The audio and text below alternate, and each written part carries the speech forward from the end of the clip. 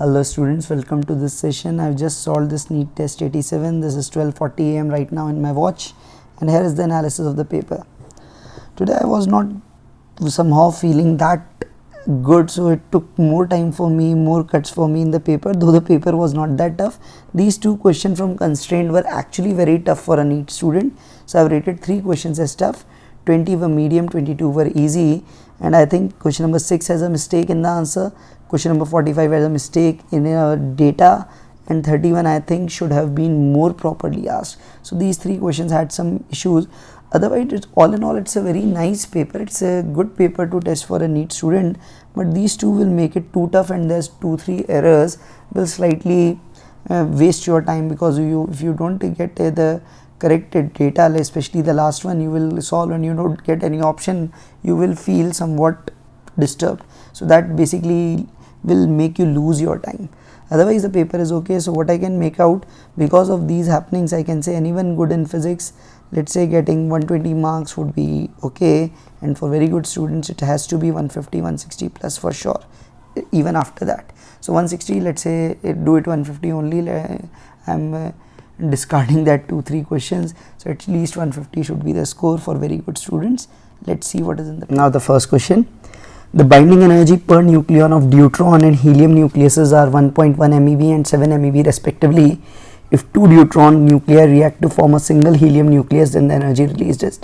So what we have, 2 these deuterons combine to give this, this combines to give this 4 helium 2. So what we can say, the energy released Q would be final binding energy minus initial binding energy. Final binding energy, what we can write is 4 times 7 minus initial would be 2 into 1.1, and because there are 2 nucleus it would be 2. So taking 4 as common, it is 7 minus 1.1. So 4 into 5.9 it comes out as 23.6 MeV. This is a very general question. You must be remembering the data also, like I remember this is 23.6 will be the answer.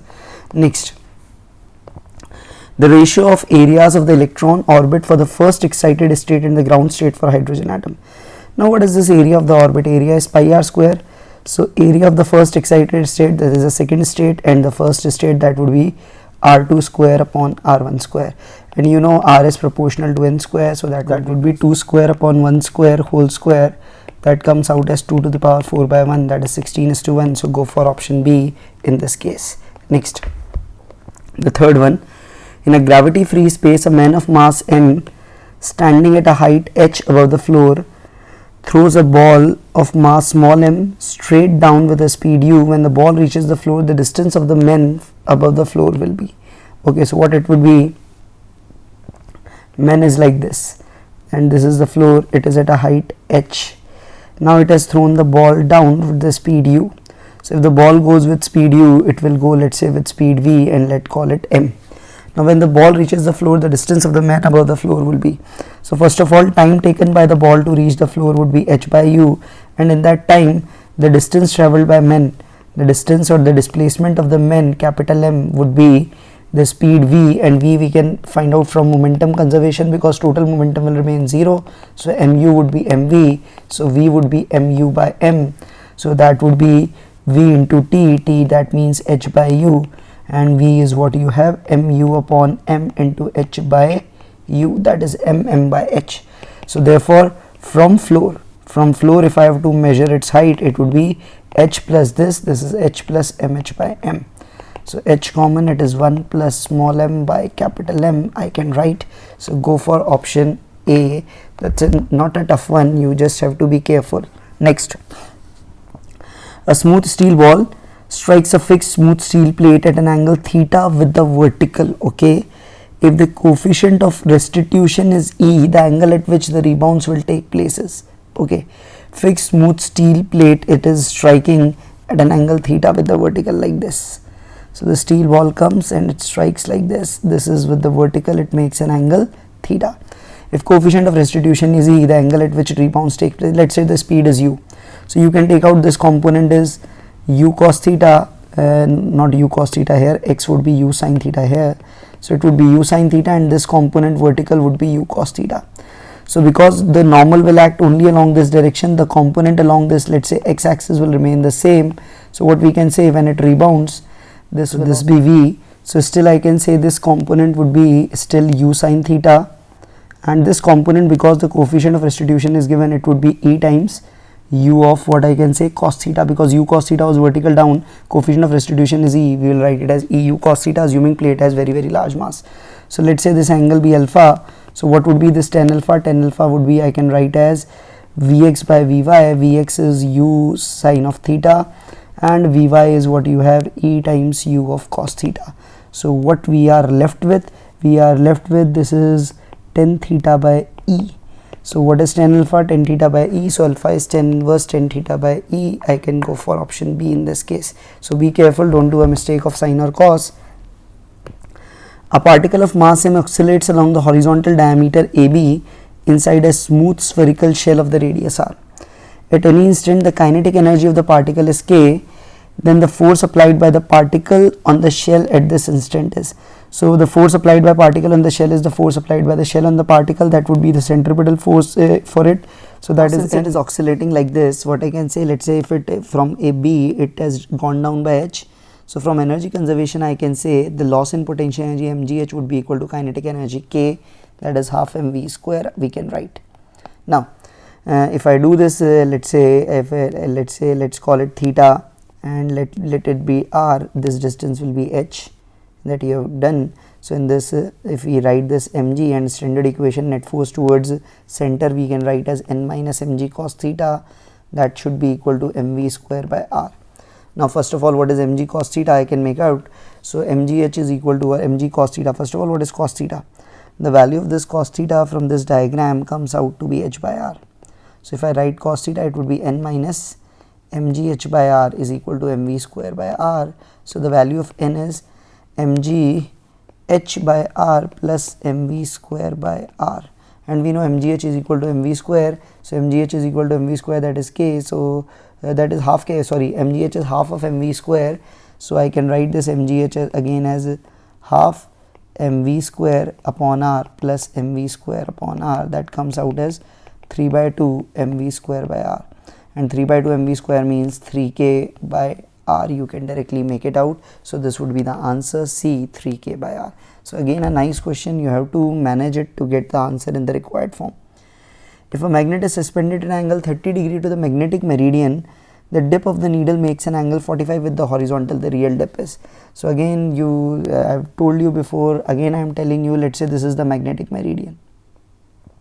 This is the magnetic meridian. So what you have, this is the horizontal component, you write as BH, this is what you write as B vertical, and if you make it, this is the net field coming out like this, and this is the real dip.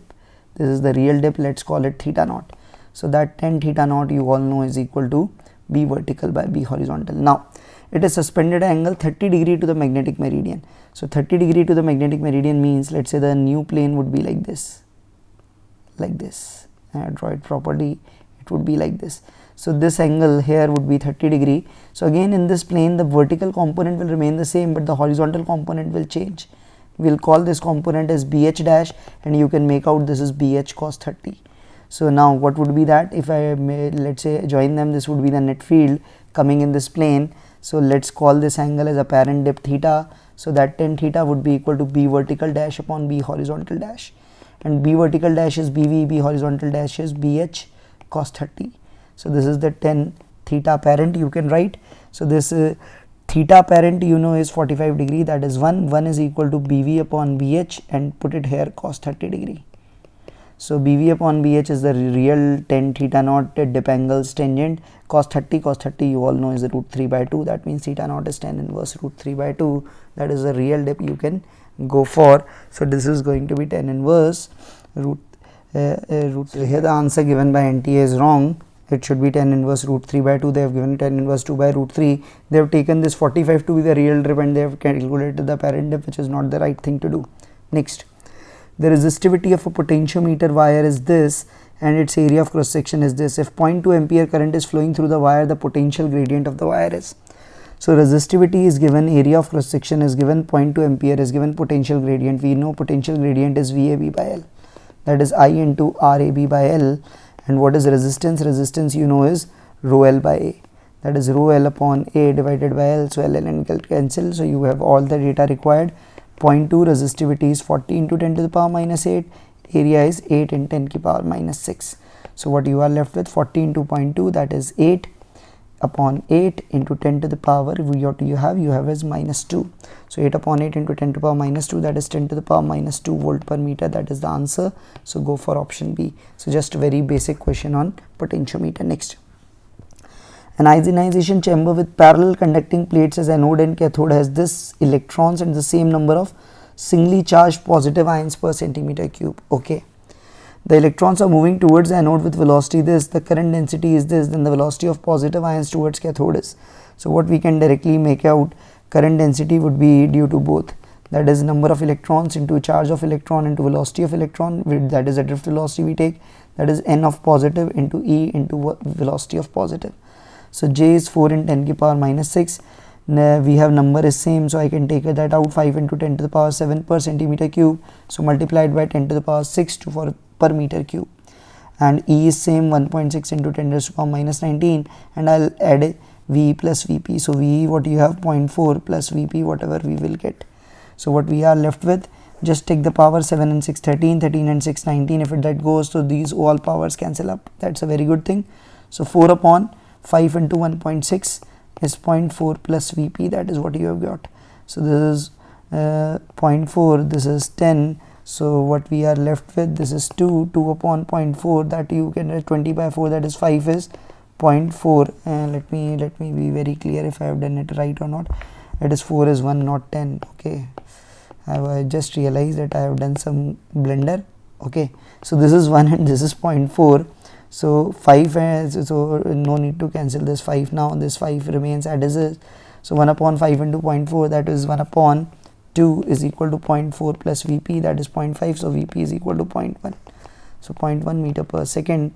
Go for option A in this particular case. Next, a charge of 1 microcoulomb is divided into 2 parts and their charges are in the ratio 2:3.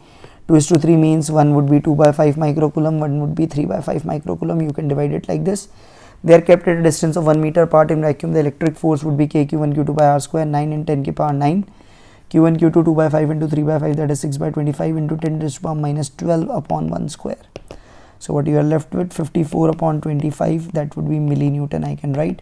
So this is 2 point, what you are left with, 2.40, 40 means 1, and this is 150, that is 2.16 millinewton. So 2.16 millinewton. As per this I am left with option B, that is the option that I am coming.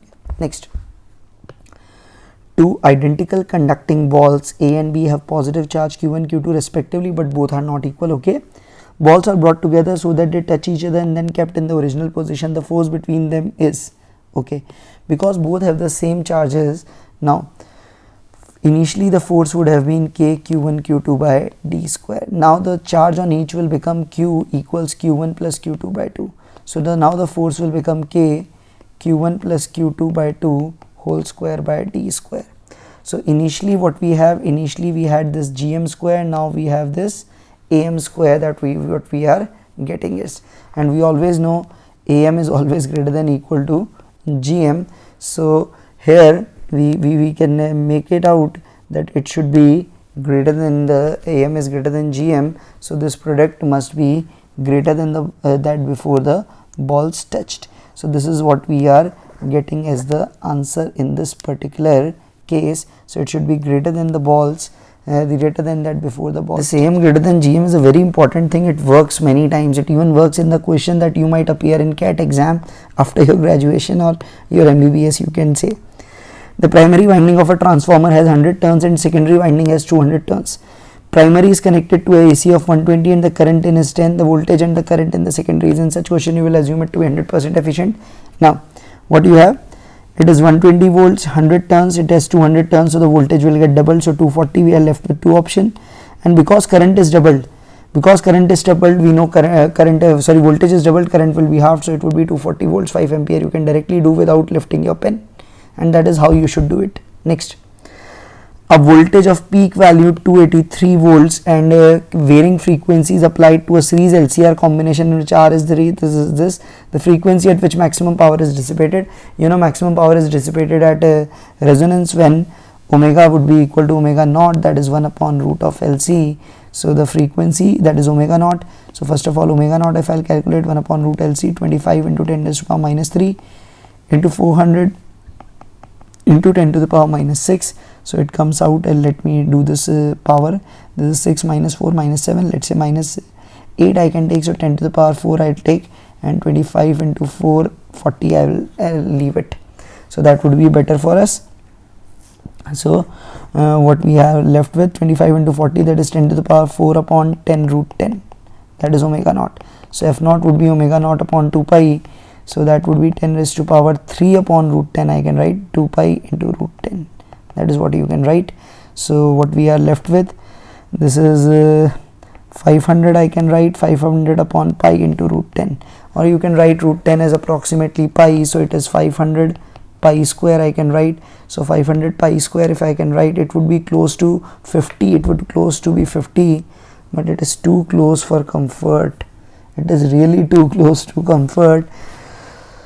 Okay, so it's not going to be easy. It's tough to answer, but again it should be very close to 50. So I am going with 50.3 in this particular case. That is what I am doing here. So the options are actually real close. You have to be very much sure to get it done, but if you will solve, it will come out as 50.3 hertz. Okay, so you can do this now.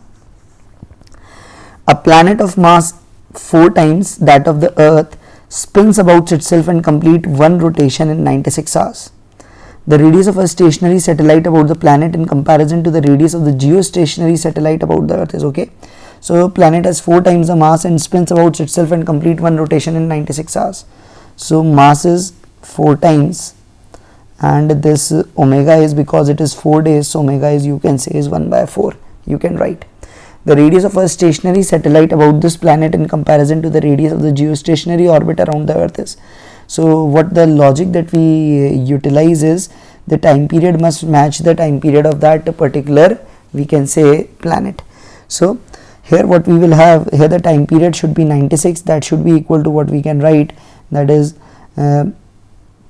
what were the result that typically you write as T square is 4 pi square upon gm into r cube. So what we have, this T square, this T square thing, what we have, this is 96 square would be equal to 4 pi square gm, m is 4 times mass of the Earth, into r cube, r of a planet cube, whatever we can write. And for the Earth case, we have 24 square is equal to 4 pi square into g times mass of Earth into r of Earth square. So what we do, we just divide it. So it would be, what we have, 4 square, that would be 16. This goes, this would be 1 by 4 here, and it would be rp cube upon re cube. So that is 64:1. So clear cut rp should be equal to 4 times r of Earth to get the required data. So it should be 4 times. Next, 2 satellites are revolving around the Earth with velocities v1 and v2 in radii r1 and r2 respectively. Then we know closer the satellite, more the speed, because v is under root of gm by r that you write. So definitely if r1 is greater, v1 would be lesser. So go for option C. It's a very nice, very easy one for you. Next, the total energy radiated from a black body source is collected for 1 minute and is used to heat a quantity of water. Temperature of water is found to increase from 20 to 20.5. If the absolute temperature of the black body is doubled and the experiment is repeated with the same quantity, the temperature of the water will be. So now what happens? If what you have done, temperature is doubled, so that power radiated is proportional to T to the power 4, that will become 2 to the power 4 16 times. So 16 times more power will come, so that Q collected is ms delta T. So if this becomes 16 times, these two factors are same, so delta T should also become 16 times. So it should 16 times, that means initially it was 0.5, now it should be change of 8 degrees, so answer is 28. So question appeared tough, but it was an easy one. In a Carnot engine where T2 is 0, T1 is 200, the efficiency is neta 1. When T1 is 0, T2 is minus 200, the efficiency is neta 2. The ratio of efficiencies, first case 1 minus Tc by Th in Kelvin. So you have it 273 upon 473, so it is 200 by 473. In the second one it would be 1 minus what we have TC as to minus 200, that is 73 upon 273. So again it would be 200, but this divided by 273. So the ratio of efficiency neta 1 by neta 2 would be, if you solve, it would be 273 upon 473. So it is not exactly double, so it would be greater than 0.5, or what you should do, let me check it. So let's say 47 if I do 47 6 if I do 47 6 6 7 are 2, 6 4 are 24, 282. So it is slightly lesser than 6, so it would be 0.577. that would be the answer. I'll go for it. Next, shown in the figure are PV diagrams. The case in which work done is maximum is, we know the work done is maximum when the area is going to be maximum. So what I can clearly make it out, the area is definitely going to be maximum in the case of 1. So it is the maximum. Then you have in second like this, and then you have in third you will have effective area would be very small as compared to the 2. So you can directly make out it would be option 3 you could go for. So area under the curve 3 is minimum, so minimum is third, maximum is 1, you can directly do. Next, a magnetic dipole of magnetic moment 6 into 10 to the power minus 2 and moment of inertia, this performs oscillation in a field. The time taken by that dipole to complete 20. Now time period you know is 2 pi under root I by mu b, that is the formula you have. So the time period of one oscillation is 2 pi I is 12 and 10 to the power minus 6, mu is 6 into 10 raised to the power minus 2 into 2 into 10 raised to the power minus 2. So this 2 and 6 to 12 goes, 10 to the power minus 6, 10 to the power minus 4, so that is 10 to the power minus 2, that is 2 pi by 10 seconds. So for 20 oscillation it would be 20 t, sorry, so that is 4 pi, pi is taken as 3, so it would be 12 seconds you can directly go for. So the answer here is 12 seconds. Now the next one, your wire loop that encloses this area has a resistance. This loop is placed in a magnetic field with its plane perpendicular to the field. Plane is perpendicular to field like this, that means area vector is along it, so flux is maximum. The loop is suddenly removed from the field, how much charge flows?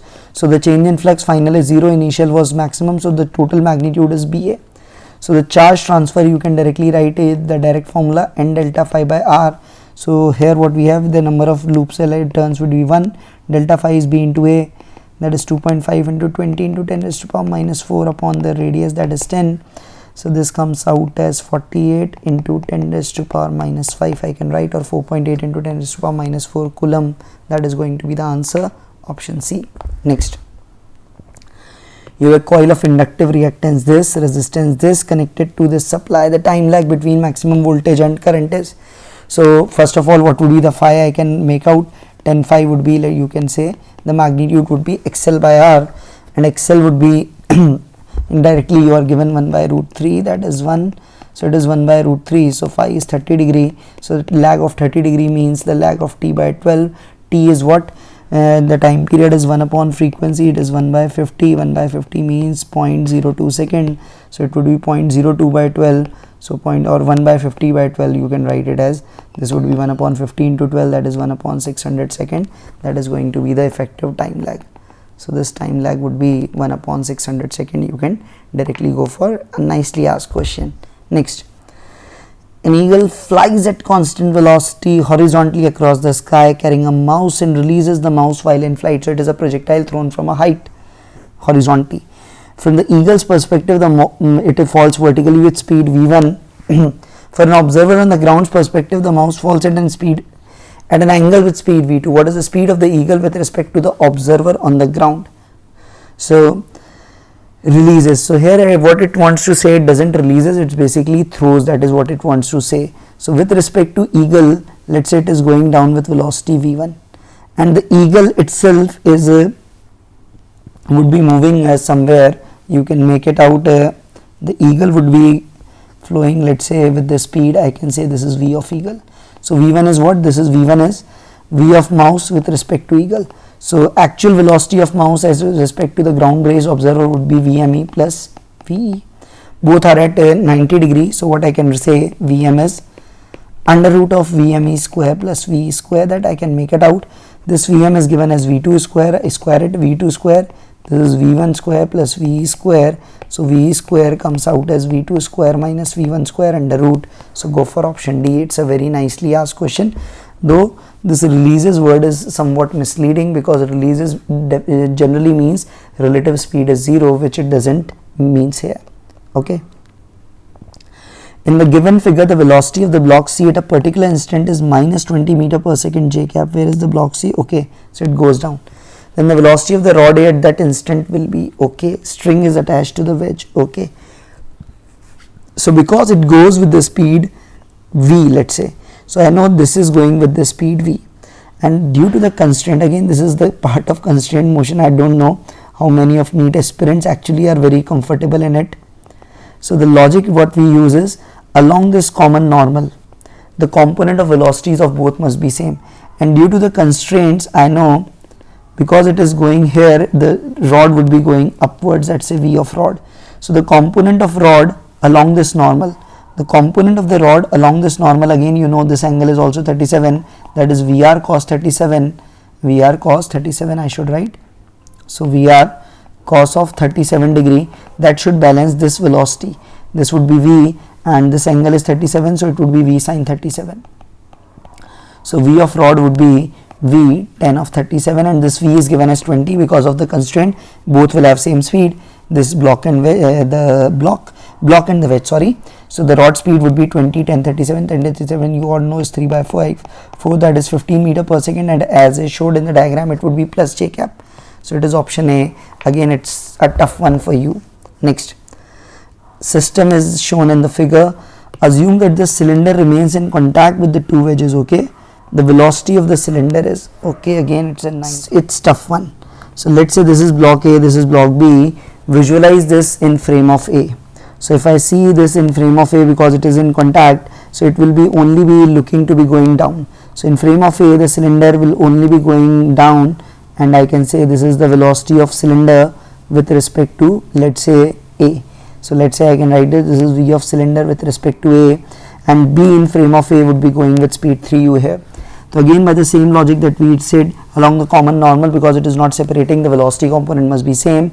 So this angle is 30, so this angle is 30, and this angle will be 60 degree. So I can make it out, this component along normal 3u cos 60 must be equals to V of C with respect to A into cos of 30. So velocity of the cylinder with respect to block A comes out as 3u cos 60 by cos 30. Cos 60 is 1 by 2, cos 30 is root 3 by 2, so this comes out as root 3u. And now what would be the velocity of C? I can say velocity of C with respect to A plus velocity of A. So velocity of A is to u forward, so because both are perpendicular, I can make out Vc would be Vca square, that is 3u square plus Va. What we have, Va would be 2u whole square, what I can write out. So it is what we have, root 7u. This is the velocity of the C, coming out as root 7u meter per second. Again, it's not going to be easy. I advise most of you to, if you are not familiar with constraint, better leave the question. Now during a beta negative emission, neutron in the nucleus decays emitting an electron. It doesn't happen, neutron decays emitting an electron, yes, that is what happens. This neutron converts into proton plus this electron, or what we call it as a beta particle, plus this antineutrino. This is what is emitted. So this is what is actually happening. So option A is correct. Next, a nuclear transformation is this, yn alpha 2 7 lithium 3, the element Y is, so what we have here, Y plus neutron gives alpha plus 7 lithium. So alpha, I write alpha, I know alpha is 4 2 helium, neutron is 1 and 0. So equating this lower numbers, because we know lower numbers must match and the upper numbers must match by the conservation laws that we have, charge and nucleon number. So this is 2 and 3 5, so it should be 5. It is 7 and 4 11, this is 1, so it should be 10. So the element Y is, you can make it out, it is 10b5, that is what you can directly write. So that's an easy one, that is a shorthand notation you write. Block A is hanging from a vertical spring and it is at rest. Block B strikes A with velocity v and sticks. Then the value of v for which the spring just attains natural length. Just attains natural length means the kinetic energy becomes 0 at that length. So initially it was suspended, so I can make it out from the natural length. It is being extended by a distance of mg by k. So now when it strikes, it strikes just after the strike, I can make out from conservation of momentum it should be v by 2 and the mass becomes 2m. And now we want it to come here in the kinetic energy, here the velocity should become 0. So what I can apply for the energy conservation, considering system as A plus B plus earth, so from this instant to this instant, loss in kinetic energy is half 2m into v by 2 whole square, that is a loss in kinetic energy. And spring energy will also lose, spring will lose energy half k into mg by k whole square, because final energy would be 0, that would be equal to gain in potential energy, which is 2m gh, h was mg by k. So this is what we can write. So simplifying this, what we will get, first of all this half and half goes, this is mv square by 4 plus what we have m square g square by 2k, that is 2m square g square by k. So mv square by 4, if I do 2 minus 1 by 2, that would be 3 by 2 m square g square by k. So v comes out as, this would be 6 times m g square by k under root, that is what I am getting. So this is option B, that is I am seeing, and that is the correct one. Next, if k1 k2 are respectively effective spring constant in series and parallel as shown in the figure, the ratio of ks to kp is. So here in series, this 1 by ks would be 1 by k plus 1 by 2k. So taking LCM 2k, this comes out as 3, so ks is 2k by 3, and kp is obvious, that is 3k. So this ks by kp you will do, that comes out as 2 by 9. So we'll go for option C for cat. Next, this is 2 by 9. Next, the question number 28, we have plane EM wave intensity given strikes a small mirror of this area held normal to the approaching wave. The momentum transferred by the wave to the mirror each second. Mirror means it is reflected. Mirror means it is reflected. So momentum transferred would be 2e by c. I can write as 2u by c. I can write, and that energy what you say would be equal to intensity into area by c. That is what we can write. Say use the energy falling per unit time. So P is 2u by c, that we can write. So 2ia by c, so what we have, 2 into I is 6, area is 40 centimeters square, and c you know is 3 in 10 to the power 8. So what we are is, this is 2, 4, 4, 16, 160 into 10 raised to power minus 12. So it is 1.6 into 10 raised to power minus 10 kg meter per second. You can directly write. If the kinetic energy of a free electron doubles its de Broglie wavelength, we know lambda is h by mv, which is h by root 2 mk. So this is doubled, so lambda will be 1 by root 2 factor. You can make it out, option C. Again, this has been asked I think in some way before. A frame made of a metallic wire enclosing a surface area A is covered with a soap film. If the area of the frame of the metallic wire is reduced by 50%, the energy of the soap film will be changed by. So we know that energy is proportional to that surface area. So if area is reduced by 50%, the energy will also be reduced by 50% for sure. Next, in a turbulent flow, the velocity of the liquid in contact with the walls of the tube is. In a turbulent flow, the velocity of liquid in contact with the walls of the tube is in between 0 and maximum, 0 maximum equal to critical velocity. So just turbulent flow, so we can say it is just equal to critical velocity, that we can make it out here. So typically what it has, it is generally it should be greater than critical velocity, we can say. So again I don't agree with this option D also. It should be equal or greater than the critical velocity. That should be the answer. It is not 0, it is not maximum, it is not between 0 and maximum. It should be greater than or equal to critical velocity. That I think is the better option to have been given. A person can see clearly object only when lie between 50 to 400. So this is your near point, this is your far point. In order to increase the maximum distance of distinct vision to infinity, the type and power of the correcting lens the person has to use will be. Okay, so for infinity, that means you have to correct what we can say the far point. So infinity. So for the infinity one, when the object is at infinity, the lens should make it to minus 400 centimeters. So that is the requirement. So 1 by v minus 1 by u is 1 by f. So 1 by v is 1 upon minus 400 minus 1 by u, infinity, that is 0, that is 1 by f. So f comes out as minus 400 centimeters. So power is 100 by f in centimeters. So it is 100 upon minus 400, that is minus 1 by 4 diopters. So it is concave and minus 1 by 4 diopters. That is the answer you will do. Next, a concave mirror of focal length f produces an image p times the size of the object. Okay, if the image is real, then the distance of object from the mirror is okay. So image is p times the size of the object and image is real, so you can directly make it out. If magnification would be minus p, and that you remember magnification formula for mirror. First of all, what you write, 1 by v is 1 by plus 1 by u is 1 by f, and magnification we write as minus of v by u. So from here this v comes out as what you write as uf upon what it becomes, u minus f. So it becomes minus f upon u minus f. So minus p is minus f upon u minus f. So distance of object, that is the u value. If I'll calculate this, minus minus goes, so u minus f would be f by p. So u is equal to f by p plus f. So what we have, f 1 plus p by p, that is what we are getting here. So go for option D here.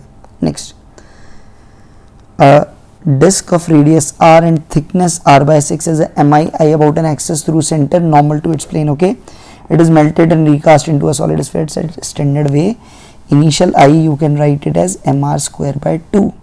Now it is recasted, so mass will remain same, but the volume would, what we would do with the volume here, the volume was pi r square, thickness that is r by 6, that we do equal to 4 by 3 pi r cube. So what you have, this pi goes, this r cube would be what you have, this is 2 8, that is r cube by 8, that is r by 2. So the moment of inertia of the sphere you know it is 2 by 5 m r square. So 2 by 5 m r square by 4. So what it is mr square by what I can say 10, or you can say as I by 5. So go for option A in this case. Next, sphere and a hollow cylinder roll without sliding down two separate inclined planes and travel the same distance at the same time. Okay, if the angle of the plane down which the sphere rolls is of 30 degree, the angle of the other plane is, they travel same distance and same time, that means acceleration must be same. And acceleration you know is g sin theta by beta. So g sin theta 1 by beta 1 is equal to g sin theta 2 by beta 2.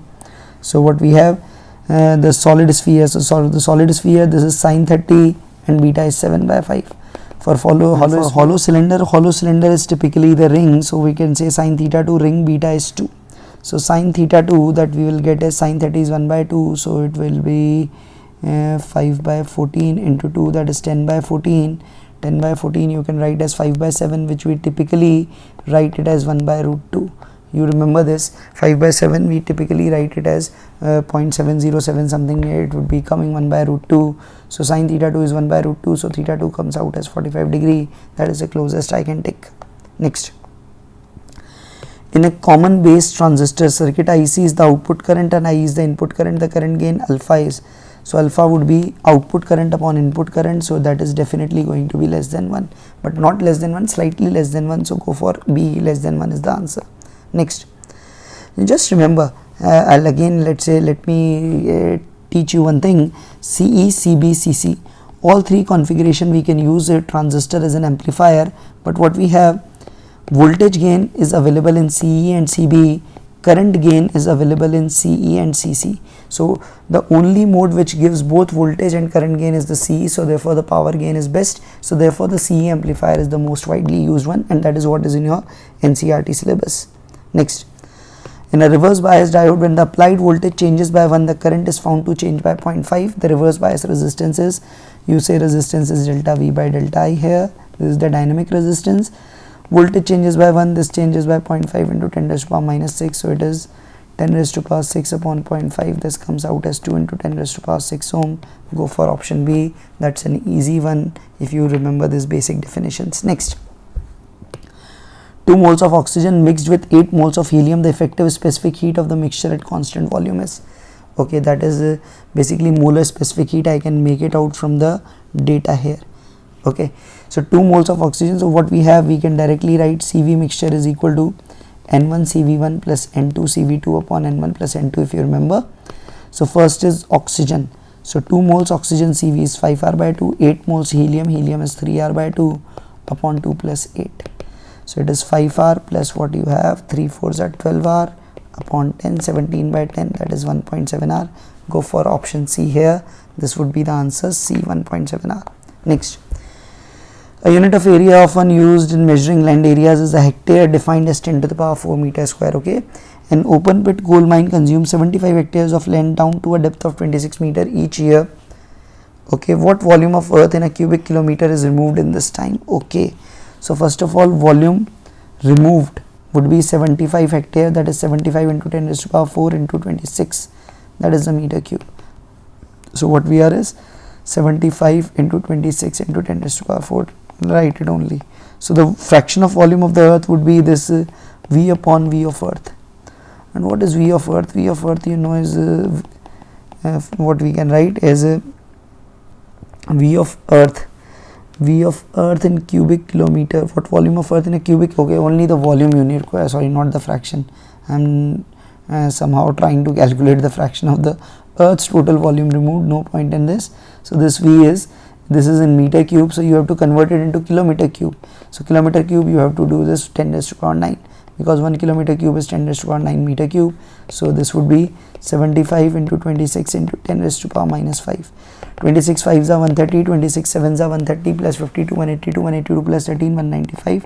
So 1950 into 10 raised to power minus 5. So it is 0.01950 kilometer cube. I can make it out. So going by this, the closest is option B, I can tick. Next, in a YDSE is performed in water instead of air. You know, in water the lambda is going to, what we have is lambda is going to reduce, so fringe width will decrease, because fringe width is proportional to lambda. Lambda becomes lambda by n, it decreases, so fringe width will decrease. So this concept is also being asked many times in the NTA paper, so you remember this. Parallel beam of monochromatic light falls normally on a single narrow slit. How does the angular width of the principal maximum and the resulting diffraction pattern varies with the slit of the width? So what we have, we know that the width of the central maxima, you know, is 2 lambda L by A. So width is, if a width is reduced, it will increase. So it increases on increasing width? No. It decreases on decreasing? No. Increases on decreasing? Yes. Next, when the observer moves towards a stationary source with velocity v1, the apparent frequency is f1. When it moves away with v1, the apparent is f2. If v is the velocity of sound in air, f1 by f2 is 2. What is v by v1? Okay, we can do this. F1 would be when it is approaching, that is f0. It is approaching observer, so it would be v plus v1 upon v. And in the second case, f2 would be, it is receding, so it is v minus v1 by v. So f1 upon f2 you can write as v plus v1 upon v minus v1, and that is 2:1. So v plus v1 is 2v minus 2v1. So what we have, this is 3v1 comes here, that is v, so v by v1 is 3. So go for option B here. Next, whistle produces sound of frequency 95 when it is approaching a stationary person with speed v. The velocity of sound in air is 300. If the person can hear up to maximum of 10,000, the maximum value of v up to which he can hear.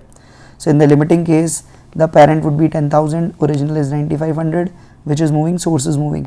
So it is 300 upon 300 minus v, I can write. So doing this, this goes. So this is 100 by 95, I can write, that is 300 upon 300 minus v. Both 0 goes. So 300 minus v becomes 285. So v becomes 15 meter per second. So that is the answer, option B I'll go for. Next, the second last one. Body moves from position R1, okay, to R2 under the influence of this force. The work done is, because it is a constant force, I can directly write work is F dot delta R. What is delta R? First of all, delta R would be this minus this, 3 minus 2, that is I cap, minus 4 minus minus 3, that is minus 1 j cap, and 5 minus minus 4, that is plus 9 k cap, if I am right. Okay, so this is the displacement I have got in this particular case. So the work done is F dot delta R. So what we have, Fx into delta x, that is 4 into 1 plus 1 into minus 1 plus 6 into 9. So 4 minus 1 plus 54, so 58 minus 1, 57 joules. So option A. Options are very close. Be careful, if you do a sign mistake, you will lose. Plus 4 will be gone, minus 1 will get, so 5 marks would be lost. In each heartbeat, a heart pumps 80 ml of blood at an average pressure of 100 mm of Hg.